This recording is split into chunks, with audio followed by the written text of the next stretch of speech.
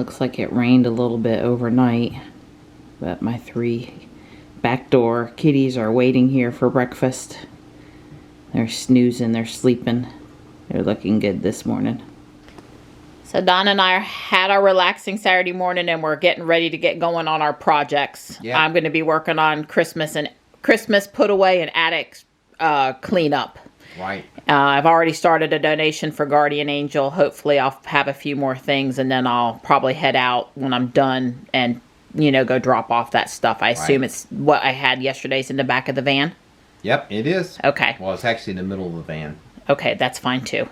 And Don's going to be working on, what are you working on today? I'm going to run a Ethernet Cat 6 cable to the garage. 100-foot one. 100-foot one. I probably won't get it hooked up on both ends. I won't get it hooked up today, because to do that, I have to put my new gigabit switch into the closet. But that means I have to pull all the clothes out and do some other things. So, but I'm going to be under the house to put a receptacle in. Put that energy monitor in for the dishwasher. They're coming Monday. They're coming Monday. So I'm going to be under the house today to put the energy monitor in, which is just going to take a couple minutes, hopefully. While I'm down there, since it's going to be underneath the house, I'm going to run the Cat 6 cable. Cat 6 cable. And I also am going to eventually run a Cat 6 cable back to Johnny's room. But I'm going to chill on that for today for now, because I'm going to have to go under. His is going to be more involved. I got to go up through the wall. Plus, there's a lot of stuff back there. Well, he'd probably love to help you with the up through the wall part, maybe. You know, him upstairs, you downstairs, or something. Right. Well, the problem with Johnny's walls is they're the wall with all the equipment on is got insulation in it, and snaking the wire up there is much more involved when there's fiberglass insulation in the wall.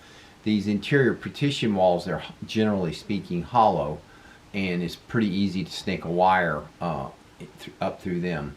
But the ones on the outside perimeter of the house, and Johnny's walls are all where his equipment is, where I want to put the Ethernet jack is on the insulation, so it's going to be a little bit more work. Yeah, so it's warm here today in the 70s. And tomorrow, yes. Right. Yeah, and Don's, at least for today, going to set the GMC backup camera off to the side. He's going to get back to finishing that project, but probably not today. Right. Well, I'm going to, there's these all the wires that I need go to the trailer plug on the GMC. The backup lights and 12 volts go to that plug. I'm going to order from Amazon one of those, the receptacles on the GMC, so I'm going to order the plug, and I'm going to wire the backup camera into it.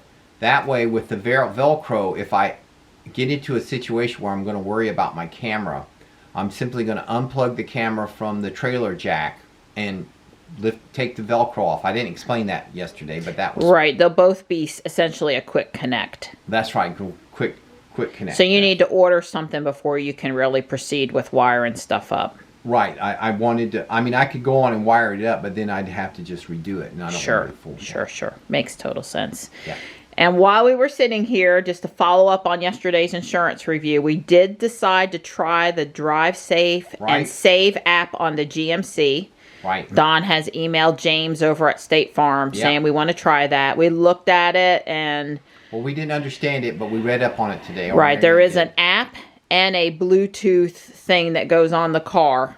Right. And it cares about mileage and night driving, and I guess if you're on your phone while you're driving and all this stuff. And the only vehicle, well, let's just say we're willing to try it on the GMC and learn some more about it for us and for you and see how it goes. It could save us some... Up to 30%. Yeah, it could save us some money on the GMC at least, and then right. We'll get a better, more familiar with this program, and we'll see, because we've got the Honda and or the Scion or both, so we could expand it. I don't know about Ruby. The acceleration thing is what stopped us yesterday, because I mean, my God, if you're going to have to accelerate like an old fogey because of your insurance, you might as well drive a gas car. I mean, don't drive a Tesla.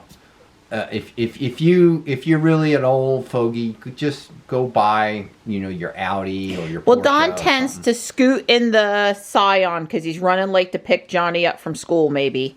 Right. I'm always scooting into Tesla. Right. Since I've been driving the van, I've been trying to drive it like it's the Tesla. But the GMC, like over to the landfill once a month, maybe one other errand to move something big, you know, it seems to fit the profile State Farm would be looking for. So we'll see what we think about it. We'll share our experience with you guys in case you have State Farm, or I'm sure some of the other auto insurance companies have a similar device.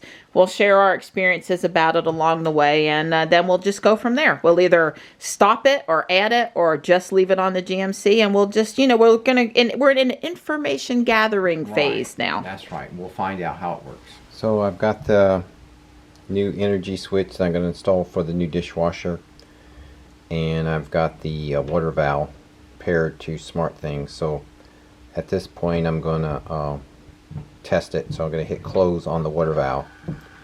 And you can see it's rotating. And if that was hooked up to the pipe, of course, it would do its thing. And then on the switch, you can see it probably should turn on the little light bulb there. There it is. And then turn off the light bulb. So it'll monitor the switch. The app, I don't know, I should probably just get a screenshot of that, of what it looks like. Anyway, so I'm going to go mess with this stuff a little bit more over the next couple days and see what I can do.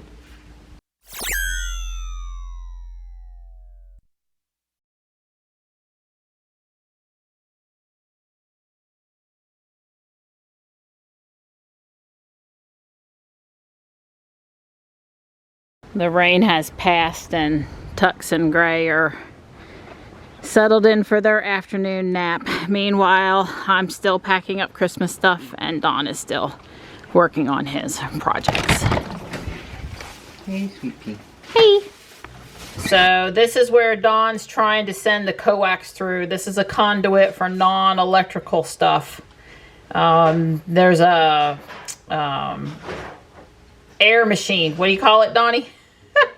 It's an air hose. Air hose. There's an air compressor under the house. Yeah, 80-gallon tank, air compressor, 5 horsepower under the house. Right, that feeds this yellow cable here, and then that other cable is just pole wire. Yeah, pole wire. So anyway, our first try with the vacuum cleaner was not successful. That works good sometimes.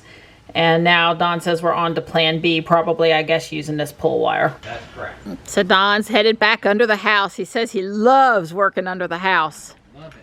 And because, you know, that's where we're trying to send the coax from or to, or, you know. All right, I'm here still in the garage. Don has tied on this new pull string and the coax on the end of that pull wire he'd left in there from last time. So I'm going to feed it from this end while he pulls on the other end under the house. And I've got Don over here on speakerphone because we don't have an Alexa device underneath the house. Hey, we got enough of those Alexas. You know, we could put one under the house. Yeah, I think we got a spare dot lying around. Yeah, sounds like a great idea. Well, if you were ever to get hurt down there, it'd be the easiest way for you to contact me. That's right. So Don took this cover plate off where the 90-degree turn is. Hang on. And it's going much better now. Don's got the right amount of the Ethernet cable on both ends of the boxes, the house, the garage, and under the house now. So I'm going to go back inside and pick back up on Christmas stuff.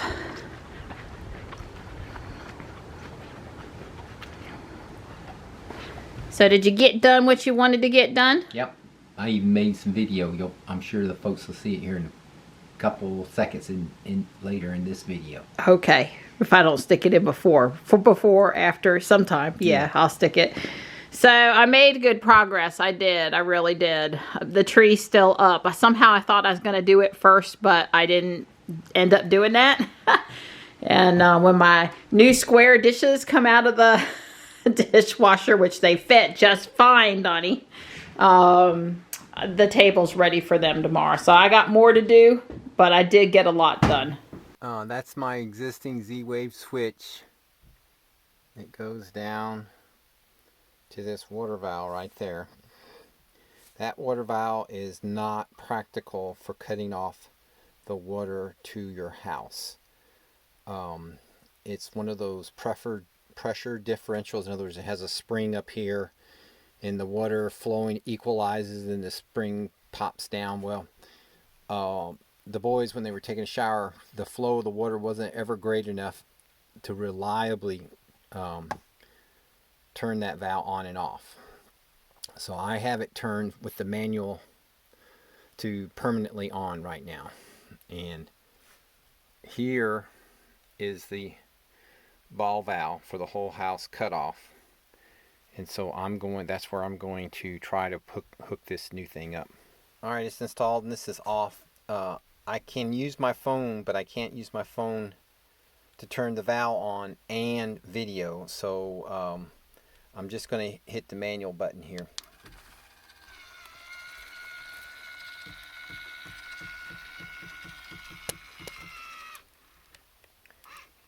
And it makes a couple little because the pipe is sort of flexy a little bit, but now the water's on. Pretty cool. And push the button again, and it goes through the process of closing the valve, and it does that little torquing a few times, and it'll settle down after doing it about 10 times. So they make water sensors for this thing that if they detect water, they'll send a signal and it'll operate this valve and turn the water off. See there, it's settled down. It's just, you know, I got plastic pipe. I'm sure on a nice copper pipe it would be, you know, one and done, but it definitely settles down. But at this point the water's off, and I'm sure Kitten loves that, so I better turn the water back on.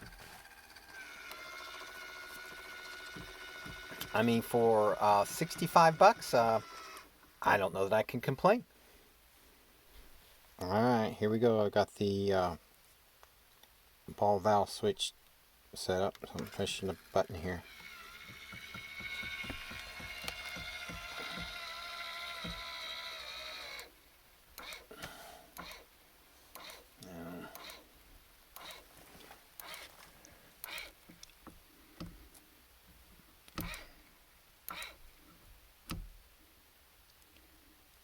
So I'm under the house, and the hot water heater happens to be running.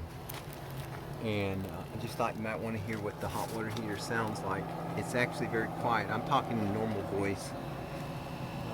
I guess it's the air under here is, I don't have my glass, I think it says 50 degrees. That's the air coming out of the exhaust. In other words, the air has been picked up, the heat from the air has been picked up through the evaporator and put into the compressor, compressed to raise its heat, and put into the water and transferred. So you know, these hybrid water heaters, you know, I gotta say, this thing's been great so far. It's over 5 years old now. Hey guys, so it's still 69 degrees out here, and we're gonna run up to Home Depot and play some Pokemon, and I might run into Walmart too. We're gonna take the XB. So Don wants to make sure he gets credit. It's credit. Saturday night. That's date night, and that means we're going to Home Depot. He's hilarious. So just so you know, according to Home Depot, it's now officially spring. Barbecue grills. The garden center will be filling up any second. The lawnmowers, that's in the last week they've put out the lawnmowers. So they really are starting to make LEDs to fit more types of stuff. This for that Christmas tree the other day, but Don says, let's look on Amazon first. I got a whole year, he says, to get the bulb for that Christmas tree, which currently has a 25 watt It currently has a 25 watt regular incandescent bulb in it, which may or may not work because I didn't test it. So you said Ego has a new lawnmower? Yeah, I don't see it here, but they've got a new 21 inch. I got an ad for them that says this is their new mower. I don't see it. I can't remember what the ad said. Well, at least the electric ones are on the end cap. Right, they definitely. So they're trying to get folks interested in them, so that's a great thing. Yeah, this Toro's. We hadn't seen that before. Right, 21 inch and it's got a steel deck. Steel deck. But I like the Ego plastic just fine. plastic just fine. Now, one of the nice things about that mower is how light it is. You can really throw it around. Carlos, you in there? Okay, just for anyone that didn't get it. Yeah, that's Carlos Ghosn. He was smuggled out of Japan. Well, they said in an instrument case, a musical instrument case, I guess. I think they stuck it out in a great big box. They're closing and we're having to hurry. We thought it was 10, but it's 9. Right, so I got a nice recessed wall plate. I'm just, because the Ethernet cables, I'm not going to cut the ends of them off, so I'm not going to put Ethernet jacks in the wall. Right. I'm just going to snake the cable through here and then run it up the wall. And then a thing to hold that You got to in have place. a little, these little metal tabs here, they bend around the sheetrock and hold it in there so it's easy to screw this in. Definitely need these if you're going to use something like that. Okay. What did I do? You're in Walmart Right. on a Saturday night. Yeah, first time this year. We don't need no lamps. God, how many lamps? But the new lamps, they have USB charging ports don't built into them. I have USB chargers coming out of my ears. Well, maybe you'll be lucky and I won't see a lamp I like. Oh, I'm gonna be lucky, I'm sure. Oh, here we go. We get the deer antler lamp. No. Come on now, there you go. Your girl likes the crystals. She likes the crystals. Nah, no lamps. No. No. I tell you what I'll do. I'll cut a hole. You got your lamp at home. I'll put you a USB charger in. She's laughing. One minute you were behind me and the next minute you weren't. Are you wandering now? Yeah, I'm wondering. So, when's the last time you bought something in the store for 10 cents? What is it? It's a pencil holder. Has it got a magnet on it? No. Well, what's Stanley doing making a pencil holder with no magnet for your... Put your pencils in. That's what it is. It's a pencil holder. Well, you do always complain you can't find a pencil. Well, that's all right. I'll pass. I got a tall, old plastic drinking glass thing that I set all my pencils up. He's harassing me about my Christmas decorations. This could be one of those unlimited Christmas decoration holding devices. We could fill it up. I could dump it in the back of the GMC, and then you could fill it up again, and I could dump it, and it would be like, last forever. But it would be good for building a snowman and having a really nice looking base at the bottom. So there's that. Yeah. Well, we don't get that much snow. Yeah, the last time we had enough snow to build a snowman, I had to really work it hard. Yeah. Which one's making all the noise? Right here. Trying to crank up. It's got a motion sensor on it, I guess. So when you walk past, it makes noise, and then you, because it keeps on doing it. There you go. Oh, goodness.